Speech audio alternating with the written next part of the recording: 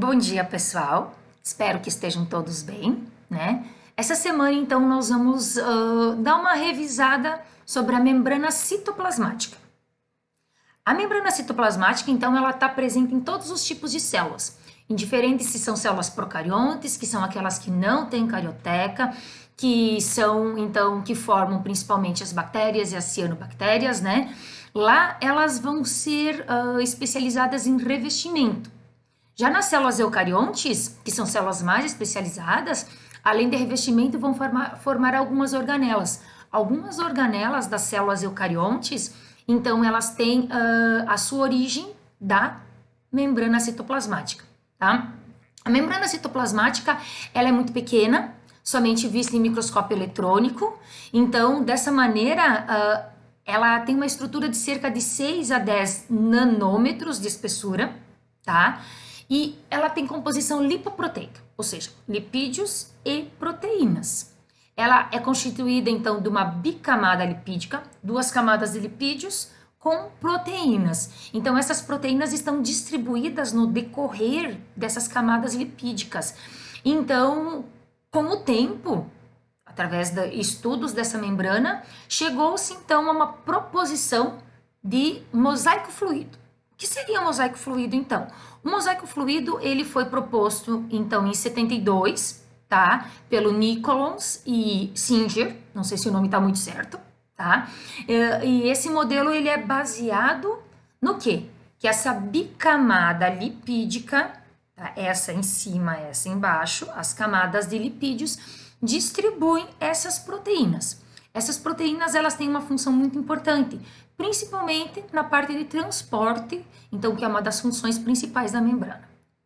Muito bem, a membrana, então, ela vai delimitar o meio interno do meio externo, tá? Vai fazer toda a parte de estrutura, toda a parte de proteção dessa célula. Isso é importantíssimo, por quê? Porque a célula precisa dessa proteção e ela vai, então, também ter uma situação chamada permeabilidade seletiva. A permeabilidade seletiva significa o quê? Significa que a membrana, ela tem a opção de deixar entrar ou sair da célula algumas substâncias. Então, a permeabilidade seletiva vai fazer com que ela tenha essa autoridade, tá, de deixar entrar ou sair o que ela está necessitando, o que é importante para a célula nesse momento, tá? Ela vai detectar também alguns sinais externos e nas células, então, de origem vegetal, ela junto ali com as microfibrilas, tá? Que são compostas por celulose, vão dar a estrutura da parede celular. A parede celular que só está presente em células vegetais, então, por exemplo, não em células animais, tá? Então, assim, os transportes pela membrana plasmática, eles podem ser de 2 tipos principais, com gasto de energia ou sem gasto de energia. Se for um transporte passivo, tá? Não vai ter gasto de energia, não vai gastar ATP. E a gente vai ver que tem 3 tipos principais: a difusão simples, difusão facilitada e a osmose. Já o transporte ativo, ele tem gasto de energia. Não ocorre de forma tão fácil. Precisa gastar energia, a célula vai gastar o seu ATP para fazer com que essas substâncias sejam transportadas, tá?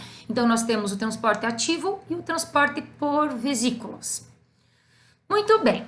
O primeiro tipo de transporte passivo, sem gasto de energia, é a osmose. A osmose é o movimento da água sempre de um lugar aonde tem pouco soluto aonde tem muito soluto. Então, o que é o soluto? O soluto é uma solução que eu quero degradar, quero desmanchar, tá? Então, por exemplo, pode ser o sal. Vamos usar o exemplo do sal, o cloreto de sódio. Aonde tiver muito cloreto de sódio, a água vai se deslocar. Isso a gente vê bastante no nosso dia a dia. Eu vou dar uns exemplos depois. Então, por exemplo, aqui, nós podemos ter 3 tipos de meios, tá? O meio aqui chamado de isotônico, tá? Hipotônico, isotônico e hipertônico. Então, o meio isotônico é quando tem pouca concentração de soluto. Aqui é como se fosse dentro da minha célula, tá?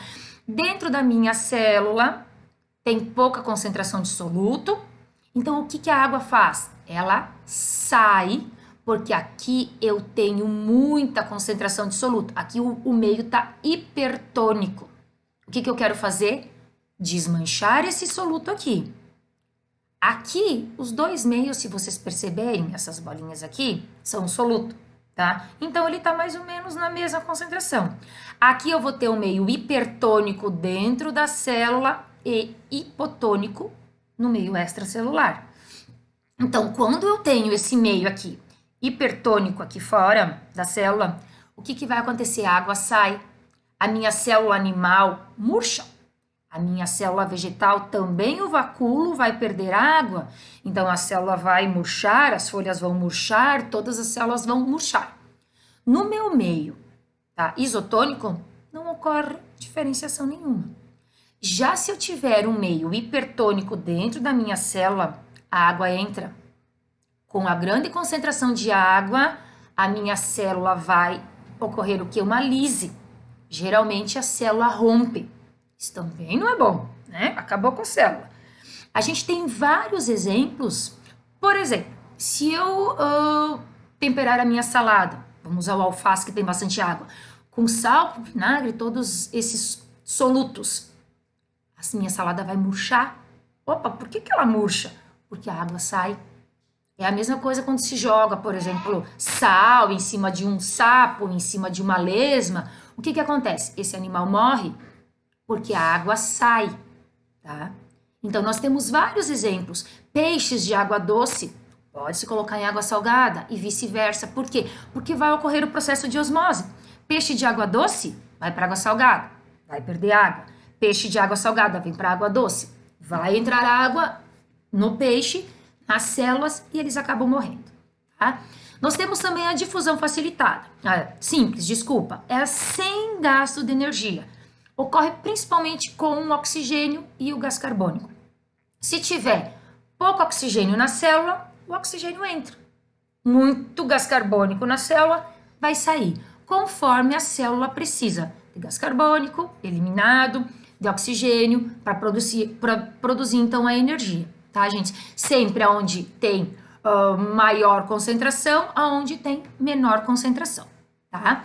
Nós temos também a difusão facilitada. A difusão facilitada, ela é parecida com a difusão simples, porém, vai ocorrer com algumas moléculas, que é o caso da glicose, que são muito grandes, elas não conseguem penetrar a membrana e precisam de um carregador, um transportador, um carreador. Então, por exemplo, ela chega lá na membraninha, uma proteína vai se ligar com a glicose e vai carregar para dentro. Não vai gastar energia, tá? Mas vai ser carregada para dentro da célula somente com um transportador. Aí nós vamos ter o transporte ativo.